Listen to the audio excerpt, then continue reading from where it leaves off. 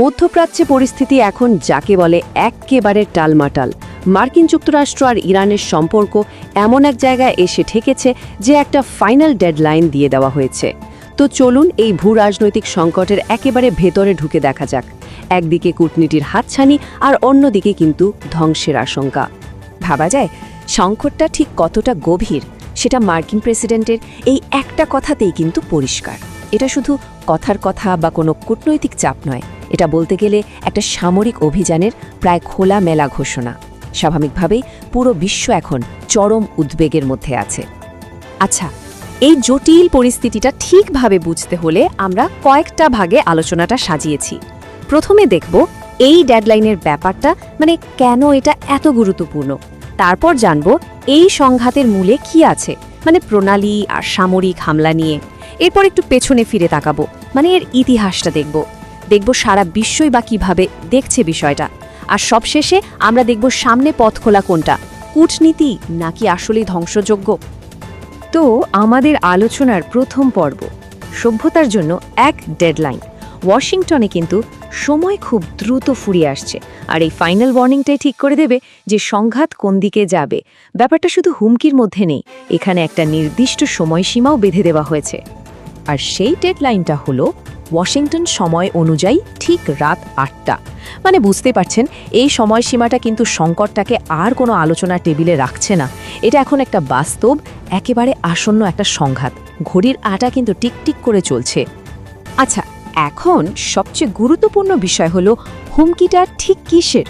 দেখুন, টার্গেট কিন্তু কোনো মিলিটারি বেস বা অস্ত্রভাণ্ডার নয়। টার্গেট হলো ইরানের পাওয়ার প্ল্যান্ট আর ব্রিজের মতো সাধারণ মানুষের ব্যবহার করা ইনফ্রাস্ট্রাকচার। এটা কিন্তু একটা মারাত্মক বিপজ্জনক বার্তা, কারণ এর সাথে জড়িয়ে আছে আন্তর্জাতিক আইনের গুরুতর প্রশ্ন। একবার ভাবুন, একটা পাওয়ার প্ল্যান্ট বা ব্রিজ ধ্বংস হলে তার ফল কি হতে পারে? শুধু তো তাৎক্ষণিক ধ্বংস নয়, এর মানে হলো হাসপাতাল চলবে না, পানির সাপ্লাই বন্ধ হয়ে যাবে। মানে একটা সামরিক হামলা খুব সহজেই একটা দীর্ঘমেয়াদী মানবিক সংকটে পরিণত হতে পারে। ওকে, এবার আসা যাক আমাদের দ্বিতীয় পর্বে, প্রণালী এবং হামলা। চলুন এখন দেখি এই যে এত উত্তেজনা, এর একেবারে মূলে কি রয়েছে। এর কেন্দ্রে আছে একটা স্ট্র্যাটেজিক জলপথ, আর এর মধ্যেই ঘটে যাওয়া কিছু সামরিক হামলা যা পরিস্থিতিকে আরও অনেক বেশি ঘোলাটে করে তুলেছে। হরমুজ প্রণালী, এটা কিন্তু শুধু একটা জলপথ নয়, এটাকে বলা যেতে পারে বিশ্ব অর্থনীতির একটা লাইফলাইন। কারণটা কি? কারণ বিশ্বের মোট তেলের প্রায় 1/5 কিন্তু এই পথ দিয়ে যায়। এখন ভাবুন, এই প্রণালী যদি বন্ধ হয়ে যায়, তাহলে আন্তর্জাতিক তেলের বাজারে কি একটা ভয়াবহ অবস্থা তৈরি হবে। এর ধাক্কা কিন্তু বিশ্বের প্রায় প্রত্যেকটা দেশের অর্থনীতিতে লাগবে। আর ঠিক এই কারণেই আমেরিকার প্রধান দাবি, ইরানকে এখনই এটা খুলে দিতে হবে। আর ব্যাপারটা যে শুধু হুমকির পর্যায়ে নেই, তার প্রমাণ হলো এই রিপোর্টগুলো। বিভিন্ন সোর্স থেকে যা জানা যাচ্ছে তা হলো মার্কিন বাহিনী নাকি এরই মধ্যে ইরানের কিছু স্ট্র্যাটেজিক জায়গায় হামলা চালিয়েছে, যেমন খার্ক দ্বীপে এয়ার স্ট্রাইক, দুটো গুরুত্বপূর্ণ ব্রিজে অ্যাটাক, এমনকি একটা রেল স্টেশনকেও টার্গেট করা হয়েছে। তার মানে কি দাঁড়ালো? একদিকে আলোচনার কথা চলছে, আর অন্যদিকে কিন্তু সংঘাতটা একরকম শুরু হয়েই গেছে। তো দুই পক্ষের অবস্থানটা এখন একেবারে স্পষ্ট। একদিকে দেখুন, আমেরিকা তাদের মিলিটারি পাওয়ার দেখাচ্ছে, ডেডলাইনে চাপ দিচ্ছে, আর অন্যদিকে ইরান কি করছে? তারা জাতীয়তাবাদকে কাজে লাগিয়ে সাধারণ মানুষকে নিয়ে মানব শৃঙ্খল তৈরি করার কথা বলছে, আর আমেরিকার দেওয়া কোনো প্রস্তাবেই তারা রাজি নয়। 1,40,00,000 ভাবা যায়? ইরান কিন্তু এটাই দাবি করছে। তাদের ভাষ্যমতে প্রায় 1,40,00,000 মানুষ যুদ্ধের প্রস্তুতির জন্য ভলেন্টিয়ার হিসেবে নাম লিখিয়েছে। এই সংখ্যাটা কিন্তু অনেক কিছু বলে দেয়। এটা দেখাচ্ছে যে তাদের জাতীয় প্রতিরোধ কতটা গভীর, আর যে কোনো হামলার বিরুদ্ধে তারা একেবারে শেষ পর্যন্ত লড়ে যাওয়ার জন্য প্রস্তুত। আচ্ছা, এবার আসা যাক আমাদের তৃতীয় পর্বে, সংঘাতের ইতিহাস। দেখুন, এই সংকট কিন্তু একদিনে তৈরি হয়নি। এর পেছনে অনেক দিনের অস্থিতিশীলতা আর একের পর এক ঘটে যাওয়া অনেক ঘটনা আছে, যা পরিস্থিতিকে আজকের এই জায়গায় নিয়ে এসেছে। চলুন সংক্ষেপে সেই ইতিহাসটা একটু দেখে আসি। এই টাইমলাইনটা দেখলে ব্যাপারটা খুব পরিষ্কার হয়ে যাবে। দেখুন, শুরুটা হয়েছিল 2025 সালে ইরান ইসরায়েলের সেই 12 দিনের যুদ্ধ দিয়ে। ওটা এই অঞ্চলের পরিস্থিতিকে আরও খারাপ করে দেয়। এরপর ঠিক পরের বছর মানে 2026 সালের ফেব্রুয়ারিতে আমেরিকা আর ইসরায়েল একসাথে ইরানের বিভিন্ন জায়গায় হামলা চালায়। এতে উত্তেজনা আরও বাড়ে। আর এই সবকিছুর ফল হলো আজকের এই অবস্থা, যেখানে মার্কিন ইরান সম্পর্ক একটা ফাইনাল ডেডলাইনে এসে দাঁড়িয়েছে আর সরাসরি যুদ্ধের ঝুঁকি তৈরি হয়েছে। এবার আমাদের চতুর্থ পর্ব, রুদ্ধশ্বাসে বিশ্ব। কারণ এই সংকটের প্রভাবটা কিন্তু শুধু আমেরিকা বা ইরানের মধ্যে আটকে নেই। এর অর্থনৈতিক, আইনি আর মানবিক দিকগুলো নিয়ে কিন্তু পুরো বিশ্বই এখন গভীর উদ্বেগের সাথে পরিস্থিতি দেখছে। সারা বিশ্বের উদ্বেগটাকে মূলত 3টে ভাগে ভাগ করা যায়। প্রথমটা হলো অর্থনীতি, বিশেষ করে তেলের বাজার। আগেই যেমনটা বলছিলাম, হরমুজ প্রণালী বন্ধ হলে কি হতে পারে তা নিয়ে সবাই চিন্তিত। দ্বিতীয় চিন্তাটা হলো আন্তর্জাতিক আইন নিয়ে। সাধারণ মানুষের অবকাঠামোতে হামলা কি যুদ্ধাপরাধ হিসেবে গণ্য হবে? এটা একটা বিরাট প্রশ্ন। আর 3 নম্বরটা হলো কূটনৈতিক চাপ। এই দুটো উদ্বেগের কারণেই বিশ্বের নেতারা দুপক্ষকেই শান্ত থাকতে বলছেন, সংযম দেখাতে বলছেন।